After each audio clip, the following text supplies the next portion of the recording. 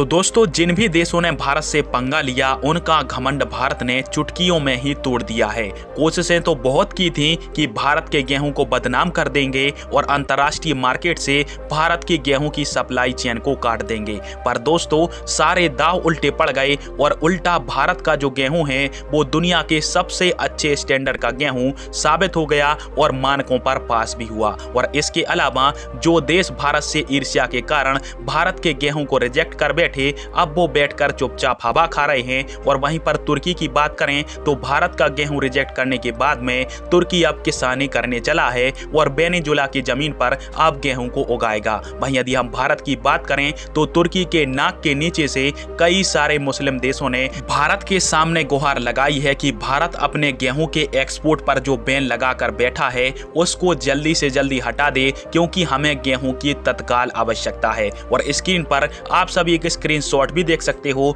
जिसके माध्यम से 5 देशों की तरफ से भारत सरकार से यह अनुरोध किया जा रहा है कि आप गेहूं के एक्सपोर्ट पर से बैन हटा दीजिए, क्योंकि हमारे यहां पर गेहूं की बहुत ही ज्यादा किल्लत है और यदि आपने हमारे लिए गेहूं की सप्लाई नहीं की तो हमारे यहां पर खाद्य संकट की जो स्थिति है वो और ज्यादा गड़बड़ा सकती है। और इन 5 देशों के अंदर यूएई, ओमान, बांग्लादेश, यमन और इसके अलावा इंडोनेशिया शामिल है, जिन्होंने साफ तौर पर भारत सरकार से यह अनुरोध किया है कि आप जल्दी से जल्दी गेहूं की जो सप्लाई है वो हमारे लिए स्टार्ट कर दीजिए। अब दोस्तों, तुर्की तो बहुत बड़ा खलीफा बन रहा था और भारतीय गेहूं खरीदने से इनकार करके आज तुर्की जरूर पछता रहा होगा कि काश भारत से आज गेहूं ले लिया होता तो इतने बड़े खाद्य संकट में तुर्की आज कभी भी नहीं फंसता। पर दोस्तों, तुर्की का जो हसर हुआ है ना, उससे तुर्की एक नहीं अब 1000 बार सोचेगा कि भारत से पंगा ले या फिर ना ले। परंतु भारत सरकार की तरफ से जिन 5 देशों से हमारे यहाँ पर रिक्वेस्ट आई है कि हमें गेहूं चाहिए आपका,